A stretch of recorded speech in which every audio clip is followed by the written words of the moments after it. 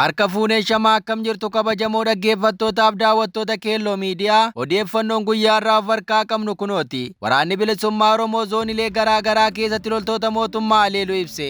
Waraanni bilisummaa Oromoo tibbana zoonilee garaa garaa keessatti tarkaanfii cimaa loltoota bilisiginnaa irratti fudhachuu isaa ibsu akkasumas loltoota mootummaa hedduu du'aa fi madoon adabuu isaa ibseera.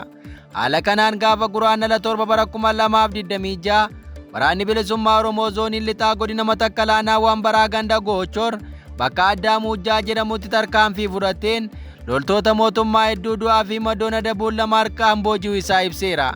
Kana malees qawwee keemii fi qophiilee waraanaa irraa hiikkadheera jedha. Guyyaama kana waraanni bilisummaa Oromoo zoonii Narsadee godina Shawaa Kibba Lixaa aanaa Qarsaa Maallimaa keessatti loltoota bilisiginnaa kutaa waraanaa 44ffaa irraa hedduu ajjeesuun kaan madeessuu fi 18 booji'uu isaa ibseera. Isnaayiparii dabalatee meeshaalee waraanaa garaa garaa sirraa hiikkadheera jedha.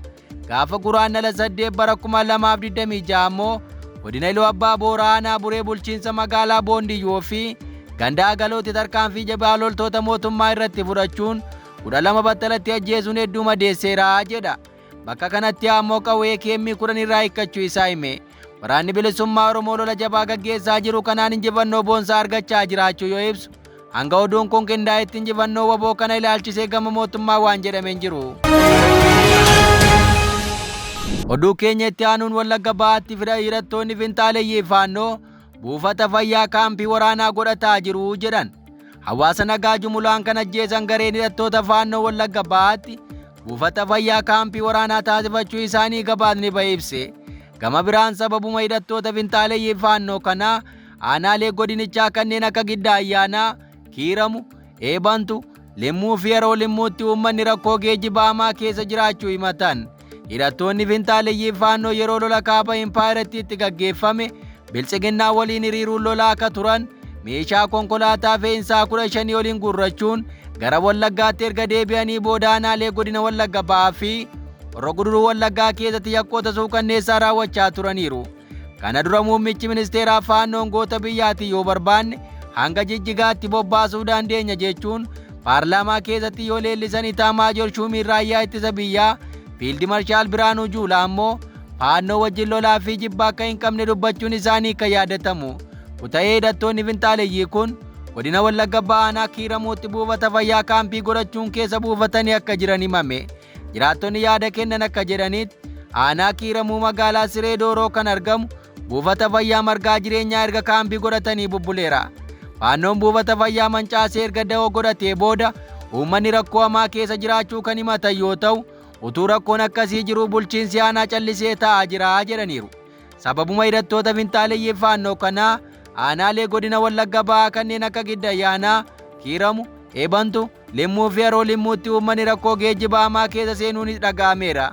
Uummanni aanaalee kanneen irraa gara magaalaa Naqamtee dhaqu akkasumas aanaaleedhuma kanneen keessa socho'uu akka hin dandeenye jiraattonni himatu. Gama tokkoon hidhattoonni finxaaleeyyii faannoo imaltoota ukkaamsuun gama biraatiin ammoo daandiin aspaaltii dhabamuun imala karaa sanaa irra garmalee akka hammeesseeru. Rakkoowwan kunneen irraa akka ka'e konkolaachiftoonni karaa san irra imaluu akka baqatan jiraattonni himatan. Konkolaataan darbee akka dhufu kan eeran konkolaataa darbee dhufu argachuuf uummanni dararaa guddaa argaa jedhaniiru. Kana malees konkolaataa yoodhuma argameeyyuu maallaqa humnaa olii akka gaafatan uummanni himata. Bilisiginnaan Oromiyaa aanaalee kanneen kadagate fakkaata akka jedhan jiraattonni daandiin sun aspaaltii taasifamuu hidhattoonni finxaaleeyyii faannoo adamsamanii naannaawwan sun qulqullaa'ee nageenyi imaltootaa waaraan akka mirkanaa'u konkolaachiftoonni hedduminaan akka daandii sana irratti ramadamanii fi to'annaan geejjibaa akka godhamu gaafataniiru. Oduu keenyatti aanuun waboon Finfinneetti marsee socho'aa jira jechuun gorsaan ajajaa olaanaa Abbaa Waboo hime.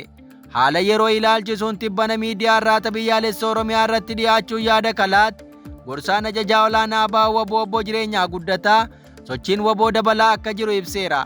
Waraanni bilisummaa Oromoo qabsoo qawwee fi siyaasaa adeemsisaa akka jiru kan hime namni kun amma haala abdachiisaa irratti argamnaa jedheera.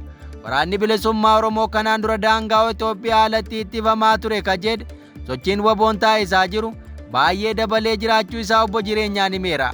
Waboon Oromiyaa bakka adda addaatti sochii isaa yoo babal'isu mootummaan ammoo riphee lolaa magaalaa ta'utti gadi bu'eera jedha. yeroo ammaa kana bulchiinsi mootummaa magaalaa qofaatti rarra'ee hafee jira akka jedhu jireenyaan lolli waboon adeemsisaa jiru raafama guddaa keessa seensisuu isaa himeera. Itoophiyaa keessatti lolli waboo Itoophiyaas lolli kaaba Itoophiyaas akkuma jirutti ta'ee humna waraanaa dadhabsiisuu keessatti ga'een waboo baay'ee olaanaadha jedhe.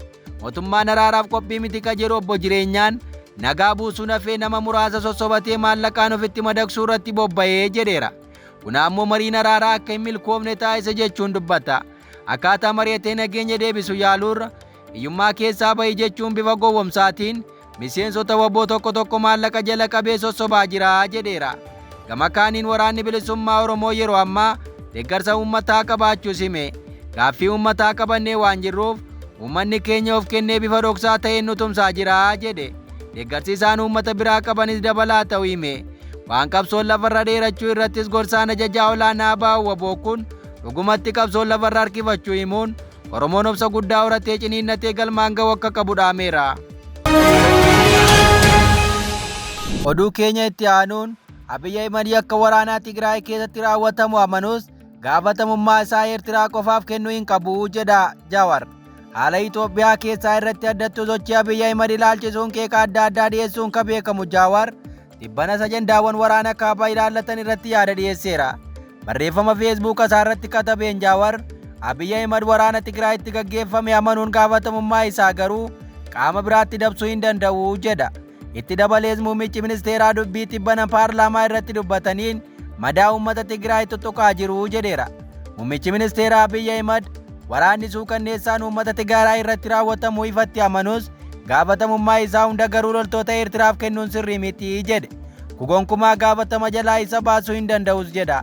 Dubbiin Abiyyi waan tokko dhugoomsee darbe ka jedhe namni kunis mootummaan isaanii waggootaa waakkachaa akka ture ajjechaa jumulaan namoota nagaa irratti raawwatamuu isaa ifatti mirkaneesseera jedha. Abiyyi lolli kaabaa jalqabamu haala mijeessuu fi tibba waraanaas wantoota mudatan maraaf ga'ee leencaanii furatu jechuun Jawaar Mohaammed barreeffama isaa keessatti ibseera. Kanaafis sababoota yoo tarreessu tokkoffaa aangoo abbaa hirrummaa jabeeffachuuf jecha ce'umsa siyaasaa butuun biyyattiin gara waraana waliiniitti akka seentuuf gaagaama siyaasaaf akka saaxilamtu taasiseera jedhe. Qabxii lammaffaa irratti ammoo bara 2018 booda hariiroon Eertiraa waliin taasifame nagaa waaraa fiduuf osoo hojjetamuu qabu gara waraana Tigraay karoorfamee qofaatti xiyyeeffachuun kichuutti citee yoo jedhu, sadaffaan irratti ammoo Abiyyi Ahimad waraana Tigraay boodas ta'ee waraanicha dura balleessaa raawwatame hundumaaf ga'ee leencaanii fudhatu jedheera. Kana malees miidiyaaleen mootummaa hoogganamanii fi namoota olola jibbiinsaa babal'isan bobbaasuun walitti bu'iinsa kakaasaa turuu isaa eere. Abiyyi lammiilee nagaa irratti yakka raawwatameef loltoota Eertiraa cimsee komata. Haa ta'u malee yeroo waraanaa sana loltoonni sun gara Itoophiyaa akka seenan affeerraa Abiyyi Ahimadiin ture ka jedhe Jawaar, loltoonni sun yakkoota raawwataniif kan gaafataman ta'anis Abiyyi Ahimad isaan affeeruu qofaafuu jalqaba irratti gaafatamaa ta'uu isaa ibseera. Gama kaaniin Oromiyaan haala lamaan miidhamaa jiraachuu fi kunis waggoota 8tti fofoo isaa Jawaar dubbateera. Xiinxala siyaasaa fi qondaalli KFO Jawaar Mohaammed dhibbana haala Oromiyaa keessa jirtu gaafatamuun deebii kenneen Oromiyaan waggoota 8 darbaniif rakkoo hamaa keessa jiraachuu eeruun kunis haala lamaan raawwatamaa akka jiru hime. Inni jalqabaa waraana Abiyyi baneen uummanni Oromoo ajjeefamaa fi harca'aa jira ka jedhu namni siyaasaa gameessi kun, inni lammataa ammoo Abiyyi bobaa Oromoo jala dhokachuun lolanni bakka garaa garaatti taasisu Oromootti diina horeeraa jedhe. Lolli waggaa 8 dura lixa Oromiyaatti eegale amma kutaalee Oromiyaa mara waliin ga'uu kan himu Jawaar, kanaanis namoonni danuun ajjeefamuu, dinagdeen laamsha'uu, namoonni qabeenya muraasa qabu gara magaalaatti dhiyeessuu, qonnaan bultoonnii fi warri magaalaatti socho'uu hin dandeenye ammoo dararaa hamaa argaa akka jiran ibseera. Seeronni Oromiyaa keessa jiran naannolee biroo keessallee akka hin jirre kan himu namni siyaasaa kun, gibira idilee malee Oromiyaa keessatti gibirri gosa 17 ol uummatarraa akka sassaabamu ibsuun ammoo fedhii fi bu'uura seeraan osoo hin taane dirqiidhaan akka raawwatamu hime. Lafti qonnaa kibba bahaa Oromiyaa godinaalee akka Arsii fi Baalee keessa jiru maqaa buusaa gonofaatiin qonnaan bulaa irraa fudhatamuu isaa kan himu Jawaar, kunis adeemsa keessa gamtaa Imiritoota Arabaatiif dabarfamee akka kennamu quba qabaa jedhe. Ajjeechaa, hidhaa fi dararaan Oromiyaa keessatti qaama biyya sana gaggeessuun kan raawwatamaa jiru ta'uu, kan naannolee biroo irraa akka hammaataa ta'uu isaa Jawaar cimsee kan hime yoo ta'u, manni obbo Lidatuu Ayyaaloo Bishooftuutti argamu bakka itti namoota toorchi taasisan ta'uu himee sirnoota darban caalaa yeroo ammaa Oromiyaa keessatti dhiittaan mirga namoomaa hammaateera jedheera. Oduu keenya itti aanuun mootummaan Itoophiyaa Eertiraan loltoota ishee daangaa keessaa akka baaftu gaafate.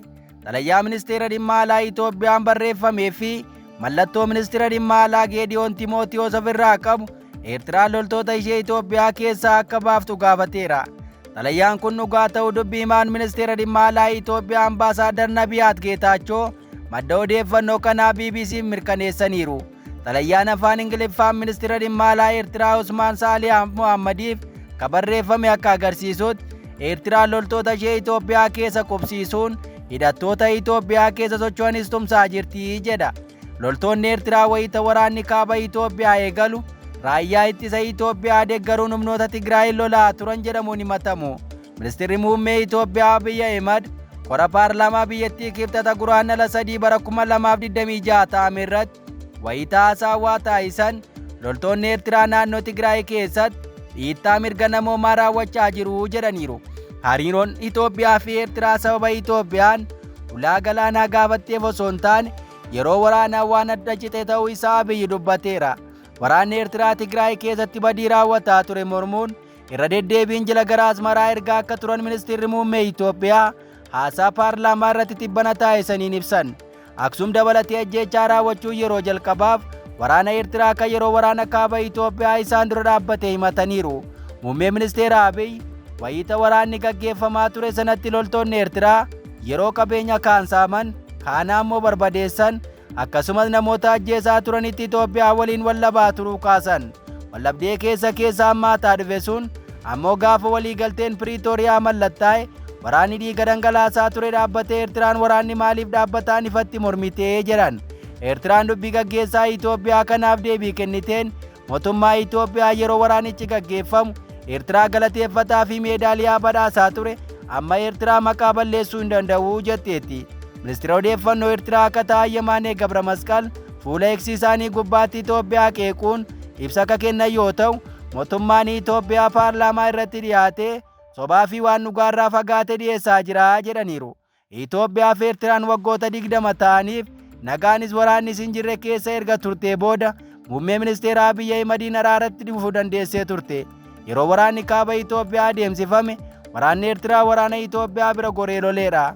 Waraana kaaba Itoophiyaatti gaggeeffame irratti waraana bobbaasuu yeroo mootummaa Itoophiyaa gargaaraa turteetti muummee ministeera Abiy mana maree bakka bu'oota uummataa irratti dhiyaachuun Eertiraan Itoophiyaaf oolmaa guddaa akka oolte dubbachuun ifatti galateeffatanii turan. Qondaalonni waraanaa fi siyaasaa olaanoon irra deddeebiidhaan loltoota Eertiraa fi mootummaa Eertiraa jajaa turaniiru. Waliigalteen Piriitooriyaa mootummaa Itoophiyaa fi TPLF gidduutti mallattoo hordofee walitti dhufeenya Itoophiyaa fi Eertiraa gidduu jiru laaffatee waljajuurra gara wal balaaleffachuu fi wal gaarreeffachuutti ce'ame. Xalayaan ministeerri dhimma alaa Itoophiyaa guraandhala 7 bara 2026 barreesse humnoonni Eertiraa erga karaa daangaa waloo keenyaan lafa keenyatti ce'anii qubatanii turaniiru jedha. Mootummaan Eertiraas hidhattoota adda addaa Itoophiyaa keessa socho'an tumsaa tureera jechuun komata. Sarbamni daangaa fi birmadummaa biyya keenyaa kun akka dhaabbatu haalonni akkasirratan waamicha dhiyeessaa turreerraa garuu Eertiraan waamicha kanaaf bakka hin kennine jechuun Itoophiyaan xalayaa kanaan komatti. Guyyoota dhiyoos taateewwan mudataa jiran ammoo Eertiraan dubbii qabbaneessuurra dubbii ammeessuu filachuu ishee mul'isaa jirti jedha. Loltoonni Eertiraa karaa kaaba bahaa Itoophiyaa seenuu fi kallattii kaaba lixaa ammoo hidhattoota faana shaakallii fi leenjii waraanaa gaggeessuu himatee xalayaan kun irra deddeebiidhaan Eertiraan gocha ishee akka dhaabdu gaafateera. Gochi Eertiraa kun dubbii kakaasuu qofaa osoo hin taane weerara kallattiin raawwatamaa jirudha jedha. Gocha fudhatama hin qabne kana hambisuuf mootummaan Eertiraa loltoota isaa hatattamaan akka daangaa Itoophiyaa keessaa baasuu fi deeggarsa hidhattootaaf taasisu kamiyyuu akka dhaabu gaafateera. Seenaan hariiroo biyyoota lameenii walakkaa jaarraa waraanaan kan wal qabatu ta'uu eeree xalayaan kun rakkoo waggootaaf hundeef jabeeffate kana marii fi marabbaadhaan furuun barbaachisaadha jedheera. Mootummaan Itoophiyaa akka walabummaan daangaa fi birmadummaan biyya isaa kabajamuuf gaaffii gaafateef yoo deebii sirrii ta'e argate dhimmoota dantaa biyyoota lamaa ta'an hundarrattuu mari'atee waliigaltee irra ga'uudhaaf qophaa'aa ta'uu isaa himeera. Egaan kabajamoo dhaggeeffattootaaf daawwattoota Keelloo Miidiyaa Odeeffannoon irra of harkaa qabnu kanan gammaa dhaggeeffattan ture. Qophii keenyaaf waliin turtii gaarii.